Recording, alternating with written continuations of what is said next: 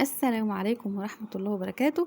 اللهم صل وسلم وبارك على سيدنا محمد وعلى آله وصحبه أجمعين. ازيكم حبايبي؟ يا رب تكونوا بخير. كل سنة وانتم طيبين. معانا النهاردة أكلة من أكلات العيد. ايه هي الأكلة دي؟ فشة.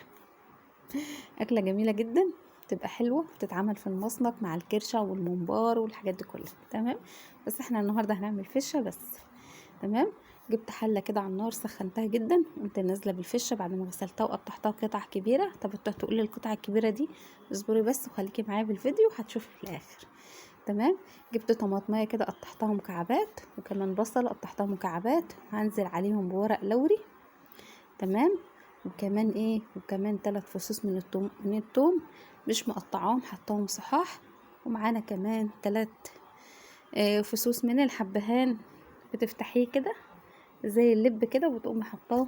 تمام، بيدي نكهه وطعم حلو جدا، وبيضيع اي ريحه زفاره من الاكل. تمام. هنشوحها كده زي ما انتوا شايفين، مش هنحط ملح. الملح ده اخر حاجه علشان تستوي معانا وتبقى حلوه، مش هنحط ملح. الابيض ده الزور اللي بيبقى ماسك في الفش. تمام. بعد ما اتشوحت كده، خدت تشويحه حلوه زي ما انتوا شايفين كده. وهبص بقى الاقي الحله بتاعتنا الميه اللي فيها نشفت. هاجي مزوداها شويه ميه، يعني حوالي كوبايه ميه. شايفين الميه ناشفه خالص. تمام، هزودها كوبايه من الميه علشان تكمل السوا. طب خدت على النار قد ايه؟ خدت حوالي ساعه، مش اكتر من ساعه في التشويح. وشويه الميه اللي انا حطيتهم دولت اللي هم كوبايه ميه، وهسيبها كده على نار هاديه. مش هعلي النار علشان ما تتشربش الميه على طول وتتحرق منها. تمام. شربت الميه تماما كلها هي، وبقت ما شاء الله عليها، عادش في ميه واستوت. لو جيت غرست كده المعلقه الخشب اللي انا بقلب بيها دي، هتبص تلاقيها شايفين اتقطعت ازاي؟ استوت وبقت 100 100.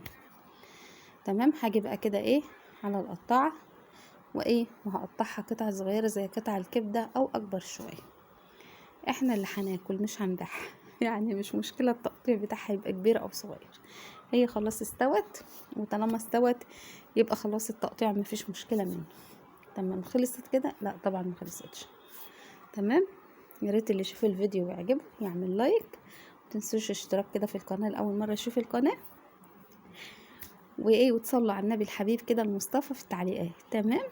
اللي يحب النبي عليه الصلاه والسلام يعلق بالصلاه على المصطفى.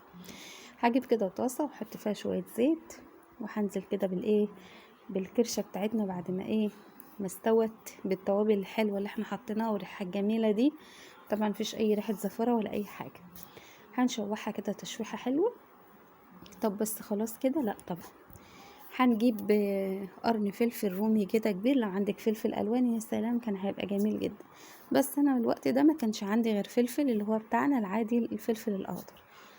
دلوقتي حطيت حوالي نص معلقه من بهارات اللحمه، رشتها كده دي حوالي نص معلقه صغيره من معالق الشاي، مش معلقه كبيره. ونص معلقه من الفلفل الاسود برضو، نص معلقه صغيره. وهقلبها كده، وهحط كمان الملح بتاعك حسب الرغبه بتاعتك. حاولي ما تحدقيش الاكل بتاعك. هي معلقه ملح واحده مش مليانه، معلقه صغيره. وهقلبها كده واشوحها في التوابل بتاعتنا الحلوه اللي ريحتها جميله دي. وهجيب بقى قرن الفلفل اللي انا قلتلكوا عليه، قرن فلفل اخضر كده حلو. لو عندك الوان هيبقى اجمل واجمل. واقطعه كده شرايح فوق منها. شايفين؟